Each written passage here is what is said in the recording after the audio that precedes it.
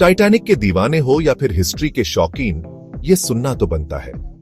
Titanic की कहानी में कई दिलचस्प किरदार हैं, लेकिन एक नाम जो सबसे ज्यादा ध्यान खींचता है वो है जॉन जैकब एस्टर चतुर्थ। उनकी कहानी न केवल टाइटैनिक की त्रासदी को दर्शाती है, बल्कि उस समय के समाज और संस्कृति की भी झलक देती है। मिलिए जॉन जैकब एस्टर चतुर्थ से, एक ऐसा नाम जो अमेरिकन ड्रीम का दूसरा नाम था।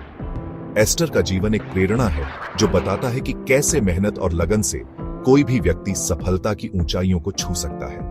जुलाई 13, 1864 को जन्मे एस्टर सिर्फ अमीर आदमी नहीं थे। उनका जन्म एक प्रतिष्ठित परिवार में हुआ था और उन्होंने अपने जीवन में कई महत्वपूर्ण उपलब्धियां हासिल की। बिजनेस की दुनिया के बेताज बादशाह, प्रॉपर्टी के धुरंधर, आविष्कारक, लेखक, यहां तक कि स्पेनिश अमेरिकन युद्ध में लेफ्टिनेंट कर्नल भी रहे। एस्टर ने अपने जीवन के हर पहलू में उत्कृष्टता प्राप्त की। सोचो, उस जमाने में एस्टर की दौलत 860 करोड़ डॉलर थी, आज के जमाने के 275 करोड़ डॉलर के बराबर। उनकी संपत्ति ने उन्हें उस समय के सबसे अमीर व्यक्तियों में से एक बना दिया था। इतने पैसे का क्या ही होगा। एस्टर की दौलत ने उन्हें समाज में एक महत्वपूर्ण स्थान दिलाया, लेकिन उन्होंने इसे अपने जीवन का एकमात्र उद्देश्य नहीं बनाया।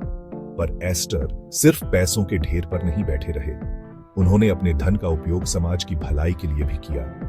वे एक परोपकारी व्यक्ति थे जिन्होंने कई चैरिटी और सामाजिक कार्यों में योगदान दिया। बिजनेस हो या निजी जिंदगी, हमेशा कुछ नया करने की धुन सवार रहती थी। एस्टर ने अपने जीवन में कई नए उद्यम शुरू किए और हमेशा आगे बढ़ने की कोशिश की। 1912 में एस्टर अपनी नई नवेली दुल्हन मैडलिन के साथ आरएमएस टाइटैनिक पर सवार हुए। यह यात्रा उनके जीवन की सबसे महत्वपूर्ण यात्राओं में से एक थी। उस जमाने का यह जहाज, जिसे डूबने वाला नहीं कहा जाता था, अपने आप में एक अजूबा था। टाइटैनिक की भव्यता और उसकी तकनीकी उत्कृष्टता ने सभी को मंत्रमुग्ध कर दिया था। पर क्या हुआ, ये तो हम सब जानते हैं। टाइटैनिक की यात्रा एक भयानक त्रासदी में बदल गई, जिसने दुनिया को हिलाकर रख दिया। 15 अप्रैल 1912 की उस भयानक रात टाइटैनिक एक विशाल बर्फ के पहाड़ से टकरा गया। इस टक्कर ने जहाज को अपूरणीय क्षति पहुंचाई और उसे डूबने के लिए मजबूर कर दिया। चारों तरफ हाहाकार मचा था, पर एस्टर ने अपनी पत्नी को लाइफ बोट में बिठाया।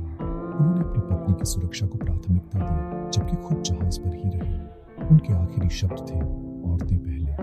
यह शब्द उनकी महानता और साहस को दर्शाते हैं। उस रात एस्टर और उनके साथ हुए लोग काल के काल में समा गए। यह त्रासदी इतिहास की सबसे बड़ी समुद्री दुर्घटनाओं में से एक है। उनकी कहानी हमें याद दिलाती है कि किस्मत के आगे बड़े से बड़ा शहंशाह भी पौना है। चाहे कितनी भी दौलत हो, जीवन की